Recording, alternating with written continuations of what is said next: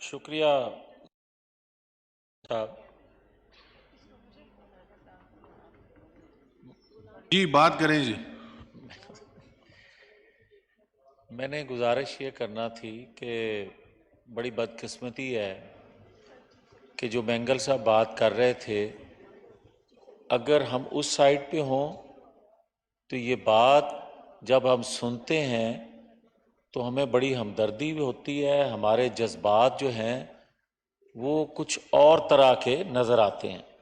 اور جب ہم اس سائڈ پہ ہوتے ہیں تو وہی باتیں ہمیں سننے کو تو ملتی ہیں مگر ہماری ترجیحات اور ہوتی ہیں. اور جب تک یہ سلسلہ چلتا رہے گا، مینگل صاحب ہوں، سواتی صاحب ہوں یا کوئی اور ہو، اگر سوات سے بات اٹھے گی، کراچی سے اٹھے گی، تکلیف پورے پاکستان کو ایک جیسا محسوس کرنا ہوگی. اور بدقسمتی ہے کہ جو پاورفل ادارے لوگ جب اپنے تحفظ کے لیے، اپنی ترجیحات کے لیے آئین قانون میں ترمیم کرتے ہیں یا اختیار لیتے ہیں، تو پھر حقیقی لیڈرشپ اور اختلاف رائے رکھنے والوں کو برداشت نہیں کیا جاتا. اور جب تک آپ حقیقی نمائندوں کو، اختلاف رائے رکھنے والوں کو برداشت نہیں کریں گے، اس سے بھی مسائل پیدا ہوں گے. اور آج جو بات کی جا رہی ہے جناب ڈپٹی اسپیکر صاحب، کہ 2 نمبر بندہ بات کرے یا 4 نمبر، مگر بات کر رہا ہو عوامی حقوق کی، عوامی محرومیوں کی، تو لوگ اس کو نہ صرف غور سے سنتے ہیں بلکہ اس کے ساتھ کھڑے ہو جاتے ہیں. اس کی وجہ یہ ہے کہ وہ سمجھتے ہیں کہ ہماری آواز اٹھانے والا تو کوئی آیا، مگر جب تک آپ دونوں لوگوں کو ایک جیسا ٹریٹ کریں گے، ایک وہ لوگ ہیں جو پاکستان مخالف قوتوں کے اعلی کار بنتے ہیں اور ہتھیار اٹھاتے ہیں، ایک وہ لوگ ہیں جو اپنی محرومیوں کا بار بار نوک کرتے ہیں اور نسل در نسل انصاف کے لیے مارے مارے پھرتے ہیں، مگر کوئی ان کو انصاف دیتا نہیں ہے، ان کی محرومیوں پر مرہم نہیں رکھتا، ان کو اٹھا لیا جاتا ہے، اور وہ اگر تذکرہ کریں تو مار دیا جاتا ہے. اگر اس کا حل دیکھنا ہے، اس کا حل نکالنا ہے، تو جناب ڈپٹی اسپیکر صاحب کوئی مشکل تو نہیں ہے. ہم بات کر رہے ہیں کہ 1950 سے یہ سلسلہ شروع ہوا، تو بھائی جب 73 کا آئین بن گیا تو آئین پر عمل اگر کر لیا جائے، اور میں یقین سے یہ بات کہہ رہا ہوں، اگر آپ اپنے موجودہ آئین پر عمل صرف کر دیں تو 90% معاملات آپ کے، محرومیاں آپ کی، وہ بلوچستان کی ہوں، وہ کراچی کے رہنے والوں کی ہوں، وہ سوات والوں کی ہوں یا کسی اور جگہ کی ہوں، 90% لوگ آپ سے اس دن مطمئن ہو جائیں گے جس دن عمل کریں گے. مگر ہوتا کیا ہے، آپ یہ دیکھیں، اور یہ بڑی بدقسمتی ہے کہ جب ہم گود لیتے ہیں لوگوں کو، ان کو پالتے ہیں، اور جب وہ جوان ہوتے ہیں تو پھر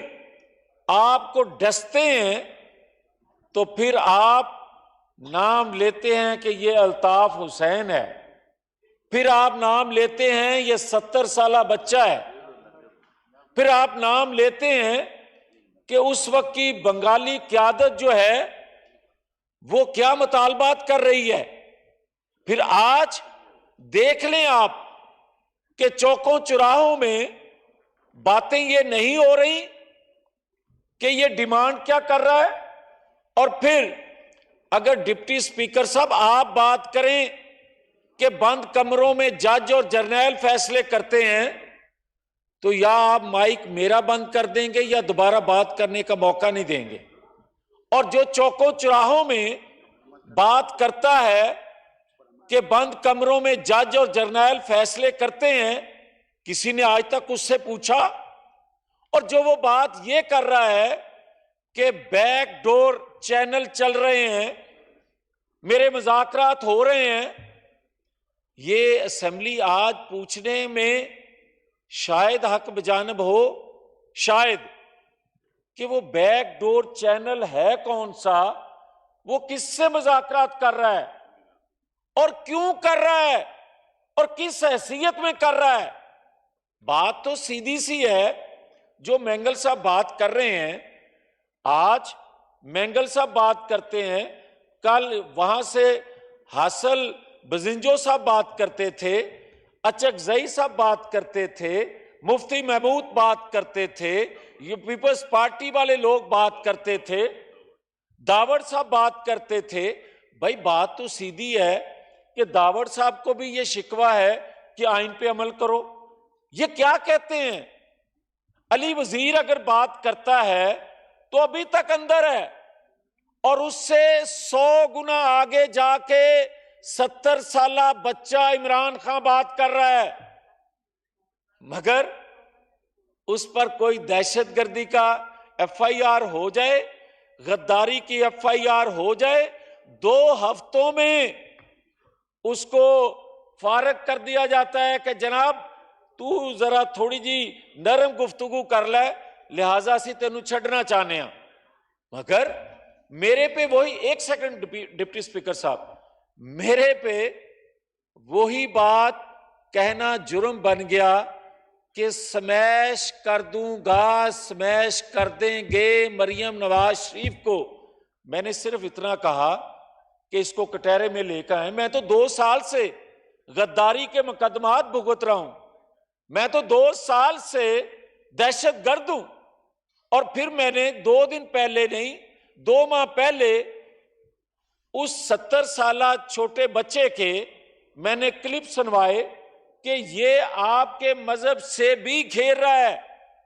لوگوں کے مذہبی جذبات سے کھیر رہا ہے، پھر ایک دہشت گردی کا غداری کا مقدمہ بنا دیا گیا۔ اور میں نے تو صرف سنوائے ہیں، اور جس نے کہا ہے میرے پہ اگر سنوانے پہ دہشت گردی کا مقدمہ بن گیا تو اس کو تو پھانسی دے دینی چاہیے جس نے کہا ہے، مگر لاڈلا پھر لاڈلا ہے۔ یہی مینگل صاحب کہہ رہے ہیں، یہی شکریہ جی، بات بس ہے وائنڈ ہم اپ کریں سب جی کی۔ لطیف میں صاحب۔ آخری بات، یہ بات ہم سب کی ہے، اور میں جو بات کہہ رہا ہوں اس ہاؤس کی بات نہیں کر رہا، میں بات کر رہا ہوں یہ پاکستانی قوم کی آواز بن چکی ہے، یہ پاکستانی قوم بات کر رہی ہے۔ پہلے ہوتا تھا کہ ہم ووٹ لے کر آتے تھے اور کہا جاتا تھا کہ یہ نمائندہ ہاؤس ہے، آج کی بنا پہ وہ بات کھل کر اگر نہیں کہہ رہے تو پوری پاکستانی قوم وہ بات کر رہی ہے، پوری پاکستانی قوم بات کر رہی ہے کہ آئین قانون کی پاسداری کرنا ہر ایک پہ لازم ہے۔ تو پھر آج باہر نکل کے دیکھیں، اگر کسی کے جلسے بڑے ہو رہے ہیں وہ الگ بات ہے کہ آج بھی اس کا کوچ اس کو سہولت کاری دے رہا ہے۔ اور پھر جسٹس شوکت صدیقی صاحب جو بات کرتے ہیں کہ 3 اداروں نے مل کر اس کا بت تراشا، تو پھر پوری قوم بھگت رہی ہے، بنانے والے کوئی اور بھگت پوری قوم رہی ہے، اور اس کی سزا آپ بلوچستان والوں کو دیں، اس کی سزا کراچی والوں کو دیں یا کسی اور کو۔ اور میں یہ کہہ رہا ہوں ہمیں بڑا احترام ہے ہر ادارے میں بیٹھے شخص کا، وجہ ہمارے بھائی بھتیجے بیٹے ہوں گے، ان کی قربانیاں، اداروں کی قربانیاں، ہم سب اس کے معترف ہیں، مگر اداروں میں بیٹھے لوگوں سے غلطیاں کیوں نہیں ہو سکتی؟ اور اگر کرتے ہیں تو ان کی نشاندہی کرنا جرم کیسے بن گیا؟ اور اگر وہ غلطیاں اپنی کا اعتراف کر لیں جس سے بھی ہو، تو ہمارے لیے، ہم تو پھر بھی بڑے دل کے ساتھ، کھلے دل کے ساتھ آگے بڑھنے کو تیار رہتے ہیں۔ یہی سیاستدان شکریہ جی، اس لیے بہتر شکریہ جی۔ ہوتا ہے کہ خواجہ محمد آصف صاحب۔ شکریہ جناب اسپیکر، میں دو تین منٹ سے زیادہ نہیں لوں گا۔ میرے بھائی اینگل صاحب نے جس بحث کا ایک انتہائی اہم موضوع پہ آغاز